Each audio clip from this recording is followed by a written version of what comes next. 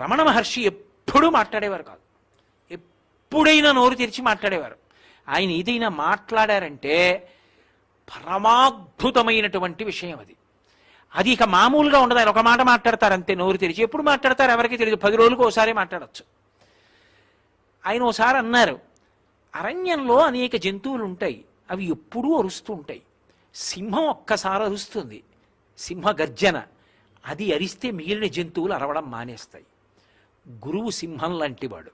గురువు నోరు తెరిస్తే మిగిలిన పశువులన్నీ నోళ్లు మూసేస్తాయి.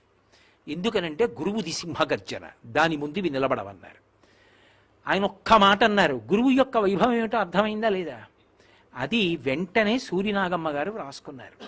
సూరినాగమ్మ లేఖలు అని దాదాపుగా 2 దశాబ్దాల పైచిలకు భగవాన్ రమణుల పాదాల దగ్గర కూర్చుని ఆయన ఎప్పుడు నోరు విప్పితే అప్పుడు వ్రాసుకుని ఆయన చెప్పిన మాట ఆ కాగితాన్ని వాళ్ళ అన్నయ్యకి పోస్ట్ చేసేవారు. ఆ లేఖలు పుస్తకాలుగా వచ్చాయి.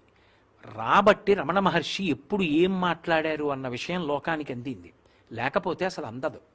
ఇప్పుడు రమణ మహర్షికి నమస్కారంతో పాటు సూరి నాగమ్మ గారికి నమస్కారం. లేకపోతే రమణ మహర్షి చెప్పిన విషయం ఎలా అందుతుంది నాకు చెప్పండి?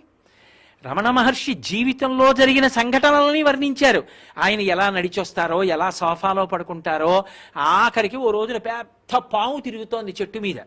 ఆయన అలా చూస్తున్నారు. ఇంతలోకే ఎవరో వచ్చారు, బాబోయ్ పాము, బాబోయ్ పాము అన్నారు. ఆయన అన్నారు, వారు రోజూ వస్తారు, ఇక్కడ ఇది పడుకుంటుంది, వారు తిరుగుతూ ఉంటారు, ఇది వారిని చూస్తుంది అన్నారు. నేననేవారు కాదు, ఇది అనేవారు ఆయన. అంటే వారన్నారు, ఇది చూడడం, వారు వెళ్ళడం బాగుంది, మాకు భయం, మేము ఆ స్థాయి కాదు. ఎలా? అలా వారు రోజు తిరుగుతుంటే మాకు భయం కాదు అన్నారు.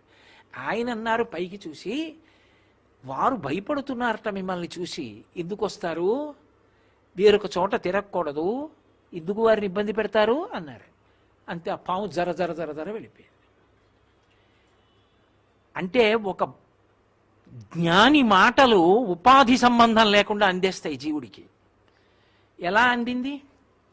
సూరినాగమ్మ గారు ఉండబట్టేనా అందింది? జరిగిన సంఘటనలు అందుతాయి, సంఘటనలతో పాటు వారు చెప్పినటువంటి ఉపదేశాలు అందుతాయి.